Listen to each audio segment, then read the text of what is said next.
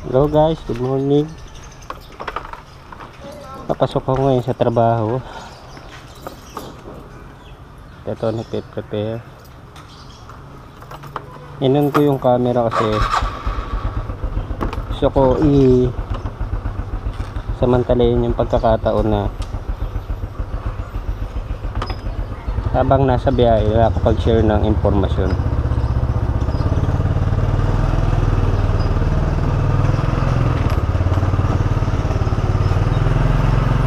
Gusto ko ibahagi guys yung natutunan ko noon tungkol sa impormasyon sa dugo.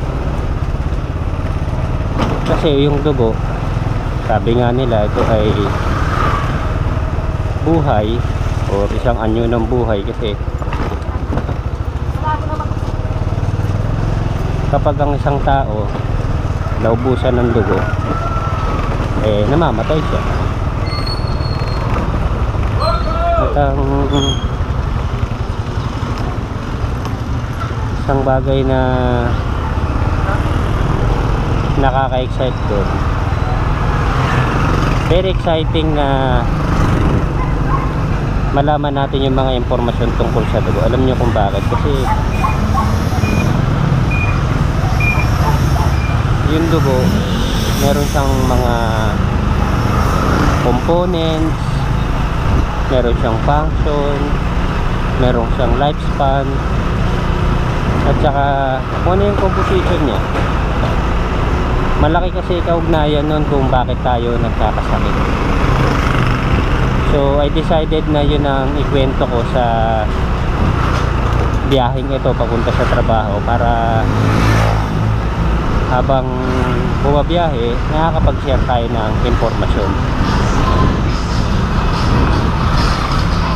Batay dun sa narinig ko, yung dugo meron siyang tatlong components. Like for example, yung pulang dugo, yung puting dugo, at saka yung platelet. So ko munang pumokus dun sa pulang dugo. Kasi itong pulang dugo, ang function daw nito is yung magbitbit ng mga nutrients, nung oxygen galing dun sa kinakain natin. Sa makatwid, mahalaga siya kasi siya yung magdi-deliver ng mga sustansya na kinain natin mula dun sa gulay at prutas papunta sa iba't ibang organ. Sa makatwid, halimbawa, pag kumain tayo ng mga yellow fruits and vegetables kagaya ng kalabasa, ng mangga, ng carrots, saging, papaya, nakakatulong yung nutrients nun para luminaw yung ating mga paningin. So magdadala ng nutrients si red blood cell. Yung buhay niya naman batay dun sa pag-aaral is nasa 120 days. So 4 months yung tinatagal ng pulang dugo. Kaya mahalagang alam natin yung buhay nila kasi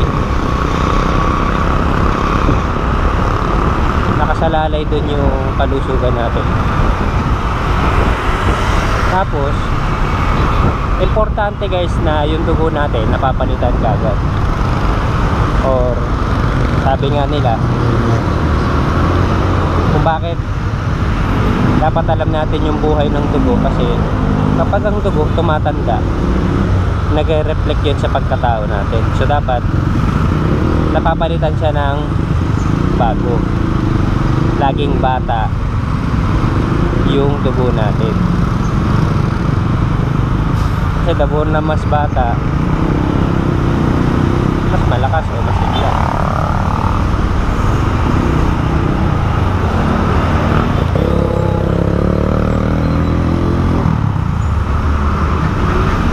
Puting dugo naman, ito ay ang function niya is siya yung sundalo ng katawan natin. Lahat ng pumapasok na bakterya, mga parasite sa loob ng katawan natin, siya yung nagsisilbing depensa. Baga para siyang pulis. Siya yung nanghuhuli, siya yung pumapatay ng lahat ng hindi kailangan sa katawan natin na foreign substance. At yung buhay niya is 7 days. Actually guys, may nakalimutan ako yung tungkol sa blood count. Yung blood count ng pulang dugo batay sa kanila is 5 million per cubic millimeter. So meaning kada patak 5 milyon na pulang dugo ang nandoon. Ito naman puting dugo is nasa 5,000 to 9,000.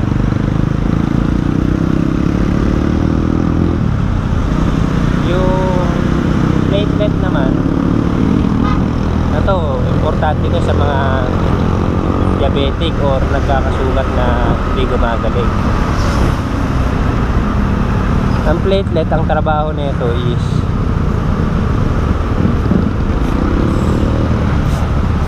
siya yung itinatapal dun sa mga nasirang tissue at saka mga sugat natin.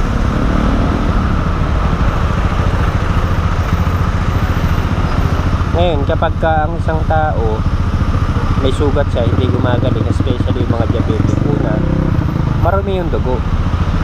So kailangan itong si white blood cell makapaglinis ng dumi bago tapalan yung tissue or sugat.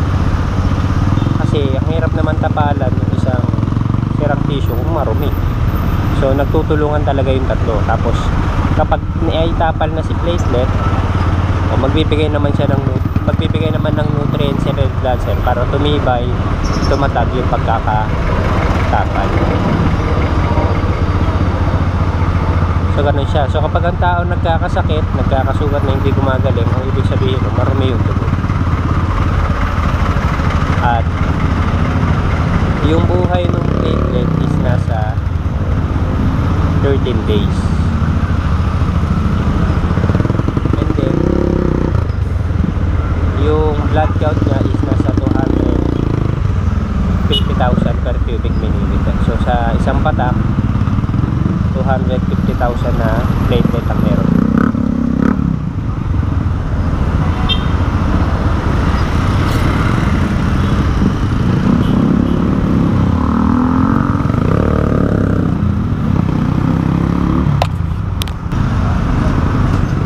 Kasi ito guys, yung composition ng dugo, very important. Kung mapapansin nyo, nung ang tao nilikha, diba galing siya sa lupa? Saan siya bumabalik? Sa lupa din. Ngayon, kung pag-aaralan naman natin yung gulay at prutas, saan din ba sila nagbumula or saan sila itinatanim at tumutubo? Di ba sa lupa rin, sa bukid? So kung paano ang tao galing sa lupa, yung pagkain din niya magmumula sa lupa.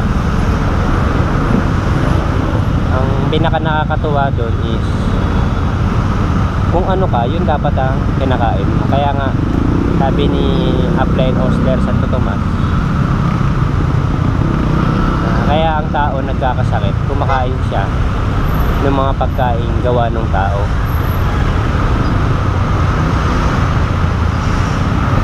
Kasi ang lumikha sa atin is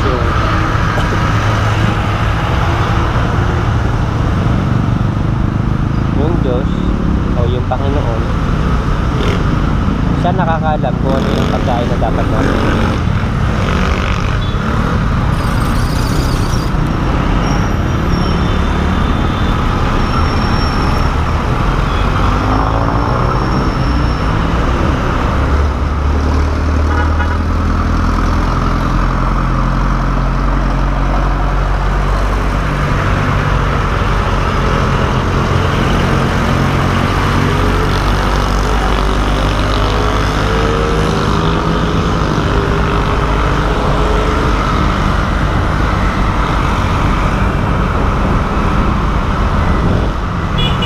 Alam nyo ba guys, one time meron ako nakakwentuhan.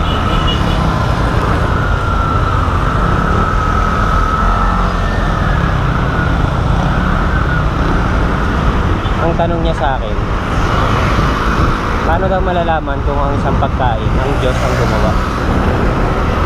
Kasi nabanggit ko sa kanya, may pagkain gawa ang tao, may pagkain gawa ang Diyos. Ngayon ang sagot yun is, kapag siya ang gumawa, ang pagkain ay natural, gaya ng gulay at prutas. At yung prosesong dinaanan is yung batay sa kung paano niya nililikha yung pagkain. Diba, ang formula para magkaroon ng pagkain, kapag tayo nagpupal ng lupa sa bukid,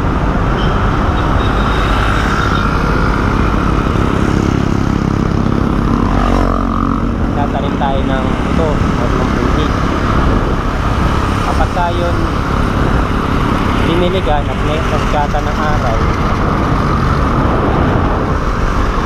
doon tumutubo yung pagkain.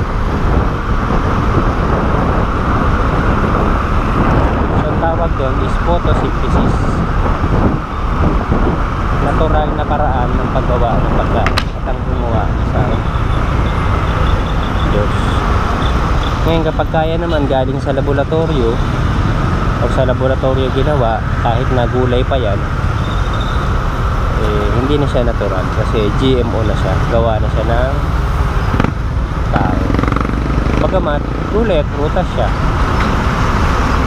kaya marami sa atin kahit kumakain ng gulay at